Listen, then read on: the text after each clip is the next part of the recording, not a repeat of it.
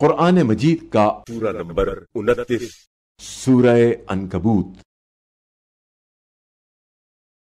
شروع کرتا ہوں اللہ کے نام سے جو بڑا مہربان نہایت رحم والا ہے۔ الف لام میم۔ کیا لوگوں نے یہ گمان کر رکھا ہے کہ ان کے زبانی کہنے سے کہ ہم ایمان لے آئے ہیں چھوڑ دیے جائیں گے اور ان کی آزمائش نہیں کی جائے گی؟ حالانکہ ہم نے ان سب کی آزمائش کی تھی جو ان سے پہلے گزر چکے ہیں، سو اللہ ضرور معلوم کرے گا ان کو جو دعوی ایمان میں سچے ہیں، اور ان کو بھی معلوم کرے گا جو جھوٹے ہیں۔ جو لوگ برے کام کرتے ہیں کیا انہوں نے یہ گمان کر رکھا ہے کہ وہ ہم سے آگے نکل جائیں گے؟ وہ کتنا برا حکم لگاتے ہیں۔ جو کوئی اللہ کے حضور حاضری کی امید رکھتا ہے تو بے شک اللہ کا مقررہ وقت ضرور آنے والا ہے، اور وہ بڑا سننے والا بڑا جاننے والا ہے۔ اور جو کوئی جہاد کرتا ہے تو وہ اپنے ہی لیے جہاد کرتا ہے، بے شک اللہ تمام جہانوں سے بے نیاز ہے۔ اور جو لوگ ایمان لائے اور نیک عمل بھی کیے تو ہم ان کی برائیاں دور کر دیں گے، ان کی غلطیوں کو نظر انداز کر دیں گے، اور ہم انہیں ان کے اعمال کی بہترین جزا دیں گے۔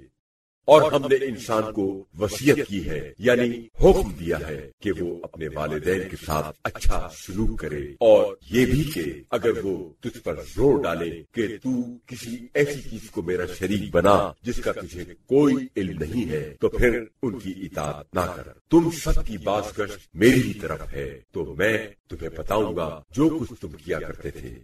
اور جو لوگ ایمان لائے اور نیک عمل بھی بجا لائے ہم ضرور انہیں صالحین میں داخل کریں گے۔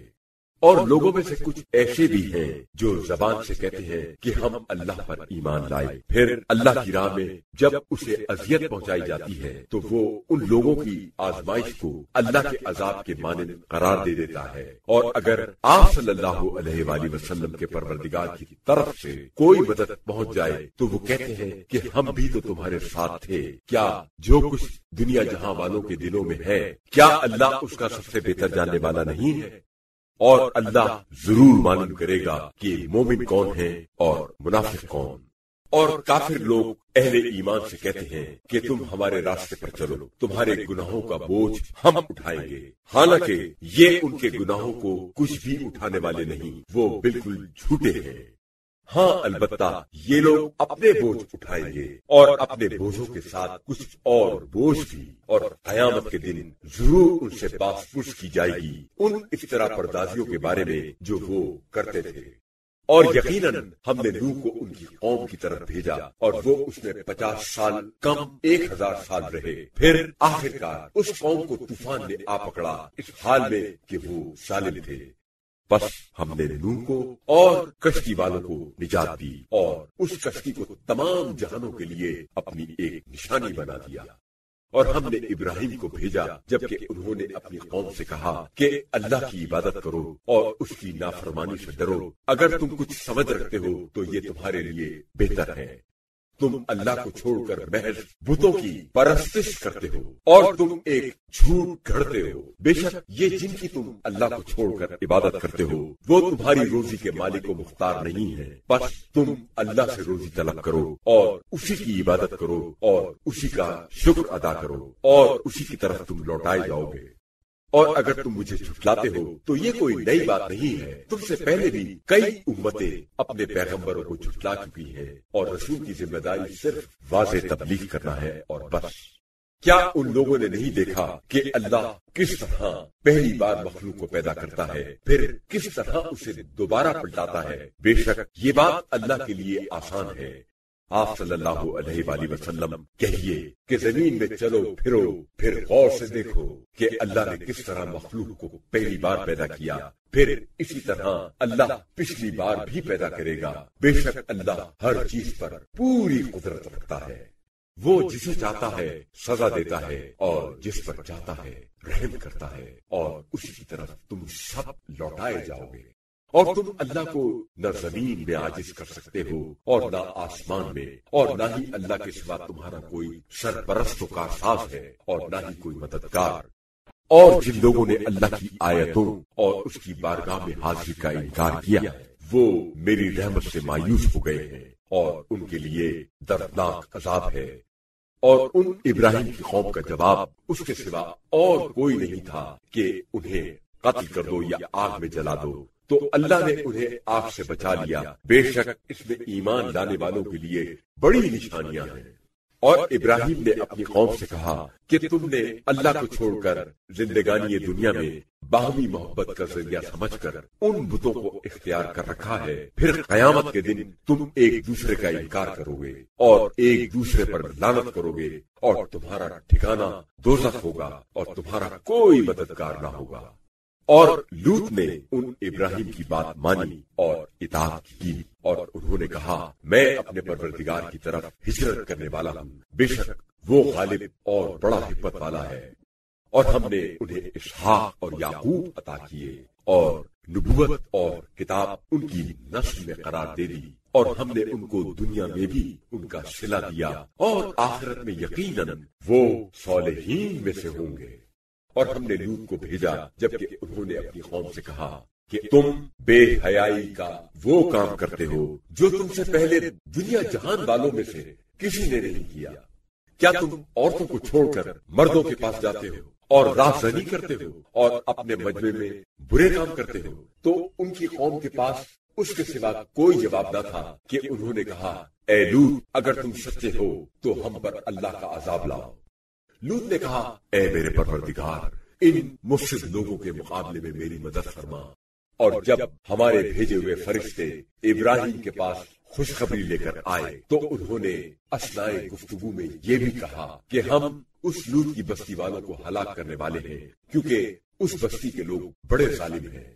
ابراہیم نے کہا اس بستی میں تو لوط بھی ہے۔ فرشتوں نے کہا ہم بہتر جانتے ہیں کہ اس میں کون کون ہے، ہم انہیں اور ان کے گھر والوں کو بچا لیں گے سوائے ان کی بیوی کے کہ وہ پیچھے رہ جانے والوں میں سے ہے۔ اور جب وہ ہمارے بھیجے ہوئے فرشتے لوط کے پاس آئے تو وہ ان کی آمد سے رنجیدہ اور دل تنگ ہوئے، اور فرشتوں نے ان کی حالت دیکھ کر کہا کہ نہ ڈرو اور نہ رنج کرو، ہم آپ کو اور آپ کے گھر والوں کو بچا لیں گے سوائے آپ کی بیوی کے جو پیچھے رہ جانے والوں میں سے ہے۔ ہم اس بستی والوں پر ان کی نافرمانیوں کی وجہ سے آسمان سے عذاب نازل کرنے والے ہیں، اور ہم نے اس بستی کے کچھ نشان باقی چھوڑ دیے ان لوگوں کی عبرت کے لیے جو عقل سے کام لیتے ہیں۔ اور ہم نے مدین والوں کی طرف ان کے بھائی شعیب کو بھیجا تو انہوں نے کہا اے میری قوم، اللہ کی عبادت کرو اور روز آخرت کی امید رکھو اور زمین میں فساد پھیلاتے نہ پھرو۔ بس ان لوگوں نے آپ کو جھٹلایا تو انجام کار ایک سخت زلزلے نے انہیں آ پکڑا اور وہ اپنے گھروں میں گھٹنوں کے بل مردہ ہو کر گر گئے۔ اور ہم نے عاد و ثمود کو بھی ہلاک کر دیا، اور یہ بات ان کے تباہ شدہ مکانات سے واضح ہو چکی ہے۔ اور شیطان نے ان کے برے کاموں کو خوشنما بنا کر پیش کیا اور انہیں سیدھے راستے سے روک دیا، حالانکہ وہ سمجھدار تھے۔ اور ہم نے قارون، فرعون اور حامان کو بھی ہلاک کیا، اور البتہ موسیٰ ان کے پاس کھلی نشانیاں لے کر آئے، مگر انہوں نے زمین میں تکبر و غرور کیا، حالانکہ وہ ہم سے آگے نکل جانے والے نہیں تھے۔ پس ہم نے ہر ایک کو اس کے گناہ کی پاداش میں پکڑا، سو ان میں سے بعض پر پتھراؤ کرنے والی تیز آندھی بھیجی، اور بعض کو ہولناک چنگھاڑ نے آ دبایا، اور بعض کو ہم نے زمین میں دھسایا، اور بعض کو دریا میں غرق کر دیا۔ اور اللہ ایسا نہ تھا کہ ان پر ظلم کرتا، بلکہ وہ خود اپنے اوپر ظلم کرتے تھے۔ جن لوگوں نے اللہ کو چھوڑ کر اور سرپرست اور کارساز بنا لیے ہیں، ان کی مثال مکڑی جیسی ہے جس نے جالے کا ایک گھر بنایا، اور یقیناً تمام گھروں سے زیادہ کمزور مکڑی کا گھر ہے۔ کاش لوگ یہ حقیقت جانتے۔ اللہ کو چھوڑ کر یہ لوگ جس شے کو پکارتے ہیں بے شک اللہ اس سے جانتا ہے، وہ غالب ہے، بڑا حکمت والا ہے۔ اور یہ مثالیں ہم پیش تو سب لوگوں کے سامنے کرتے ہیں، مگر انہیں سمجھتے صرف اہل علم ہی ہے۔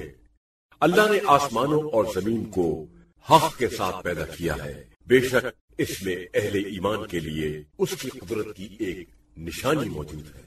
اے رسول صلی اللہ علیہ وآلہ وسلم، آپ صلی اللہ علیہ وآلہ وسلم اس کتاب کی تلاوت کریں جو آپ صلی اللہ علیہ وآلہ وسلم کی طرف وحی کی گئی ہے، اور نماز قائم کریں، بے شک نماز بے حیائی اور برائی سے روکتی ہے، اور اللہ کا ذکر سب سے بڑی چیز ہے، اور جو کچھ تم کرتے ہو اللہ اسے جانتا ہے۔ اور اے مسلمانوں، تم اہل کتاب سے بحث و مباحثہ نہ کرو مگر بہترین انداز سے، سوائے ان کے جو ان میں سے ظالم ہیں، اور ان سے کہو کہ ہم تو اس کتاب پر بھی ایمان لائے ہیں جو ہماری طرف نازل کی گئی ہے، اور اس کتاب پر بھی جو تمہاری طرف نازل کی گئی ہے، اور ہمارا اور تمہارا الہ اللہ ایک ہے، اور ہم سب اسی کے فرما بردار ہیں۔ اور اے رسول صلی اللہ علیہ وآلہ وسلم، ہم نے اسی طرح آپ صلی اللہ علیہ وآلہ وسلم پر کتاب نازل کی ہے، جس طرح پہلے رسولوں پر کتابیں نازل کی تھی، تو جن کو ہم نے پہلے کتاب دی تھی وہ اس قرآن پر ایمان لاتے ہیں، اور ان اہل مکہ و عرب میں سے بھی بعض اس پر ایمان لا رہے ہیں، اور ہماری آیتوں کا کافروں کے سوا اور کوئی انکار نہیں کر سکتا۔ اور اے رسول صلی اللہ علیہ وآلہ وسلم، آپ صلی اللہ علیہ وآلہ وسلم اس نزول قرآن سے پہلے نہ کوئی کتاب پڑھتے تھے اور نہ ہی اپنے دائیں ہاتھ سے کچھ لکھتے تھے۔ اگر ایسا ہوتا تو یہ اہل باطل ضرور آپ صلی اللہ علیہ وآلہ وسلم کی نبوت میں شک کرتے، بلکہ وہ قرآن کھلی ہوئی آیتیں ہیں جو ان لوگوں کے سینے میں ہیں جنہیں علم دیا گیا ہے، اور ہماری آیتوں کا ظالموں کے سوا اور کوئی انکار نہیں کرتا۔ اور وہ کہتے ہیں کہ اس شخص پیغمبر اسلام صلی اللہ علیہ وآلہ وسلم پر ان کے پروردگار کی طرف سے معجزات کیوں نہیں اتارے گئے؟ آپ صلی اللہ علیہ وآلہ وسلم کہہ دیجئے کہ معجزات تو بس اللہ کے پاس ہیں، میں تو صرف عذاب الہی سے واضح طور پر ڈرانے والا ہوں۔ کیا ان کے لیے یہ معجزہ کافی نہیں ہے کہ ہم نے آپ صلی اللہ علیہ وآلہ وسلم پر یہ کتاب نازل کی ہے جو انہیں پڑھ کر سنائی جاتی ہے؟ بے شک اس میں ایمان والوں کے لیے رحمت اور نصیحت موجود ہے۔ اے رسول صلی اللہ علیہ وآلہ وسلم، آپ صلی اللہ علیہ وآلہ وسلم کہہ دیجئے کہ میرے اور تمہارے درمیان گواہی کے لیے اللہ کافی ہے۔ جو کچھ آسمانوں اور زمین میں ہے وہ سب کچھ جانتا ہے، اور جو لوگ باطل پر ایمان لاتے ہیں اور اللہ کا انکار کرتے ہیں وہی نقصان اٹھانے والے ہیں۔ اور یہ لوگ آپ صلی اللہ علیہ وآلہ وسلم سے جلدی عذاب لانے کا مطالبہ کرتے ہیں، حالانکہ اگر اس کے لیے ایک وقت مقرر نہ ہوتا تو ان پر کبھی کا عذاب آ چکا ہوتا، اور وہ اس طرح ان پر اچانک آ پڑے گا کہ انہیں خبر بھی نہیں ہوگی۔